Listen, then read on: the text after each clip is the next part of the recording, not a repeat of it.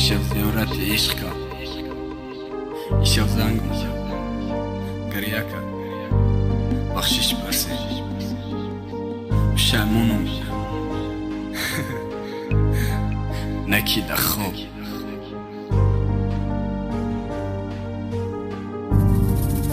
کوی بهش برگرد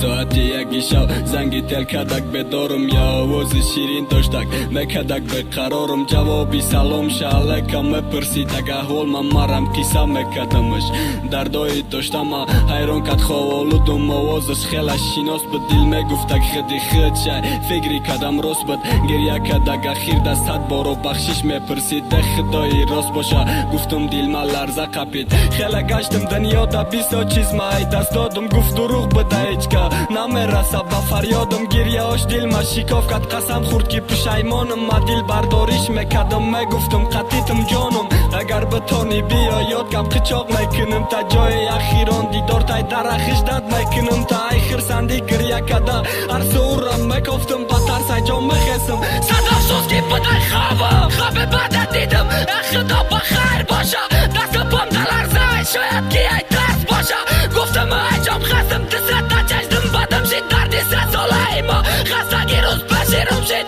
قدیم نسید در حیات اختیماس نبیاد خواهم در دنیا گمت کردم شاخوگت درم مکاهم فرشته گفتن همه شب برای که شیطانی دشمن خونه ما سنگی تگی دندانه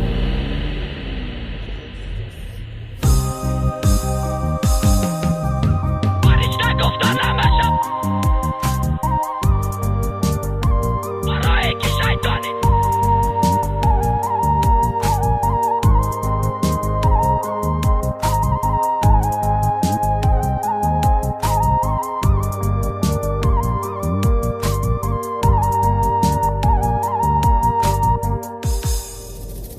کوی بهش برگرد معلمی دل گفتستم گپام در قرنک عاشق مرا با هر سگ کوچتون برو برنک قدی بلند دسمانه با زمین پیوند کد افسوسی دنیای نامرد ما و ترا یک جونه کد منی من شب خد بایل کدک چشمایی بزبش کودک عقل نداره پیتو خمک نفربش خبرش می اومد هر کجای می بردن شیطای کپشانای پشان بدم چیکو میکن میدیدم شه مختاب گرفته امشب اگر یا مکنم قطارش مرنگی چیزی که نایم دیگه نمیشم در کارش عاشقامو تم گیرن مرم دا برتون هستم قسم مردی خوردم تا قسم من نشکستم در حالی کورم نکید چشمم بدگ بینا غرقی دریای شیدم نتانیستم کدشینو درونی دریا دا اوی ماهی کلانای ما قدم طرفش موندم فهمیدم دروش زندانه برای راست قدمان با خدا با کارات زید نه زندانیش دست که بیو التماس بکلید نه جان داد